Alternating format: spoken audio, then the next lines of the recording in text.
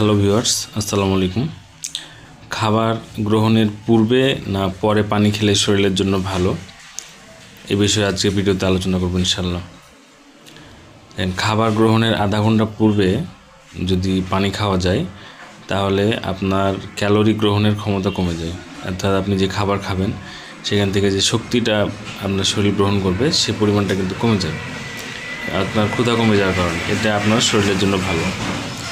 আর খাবার খাওয়াকালীন সময় যদি আপনার খাবার আটকে যায় সেক্ষেত্রে আপনি 1-2 ঢুক পানি খেতে পারেন, অন্যথায় খাবার শেষ হওয়ার আধা ঘন্টা পর আপনি পানি খাবেন।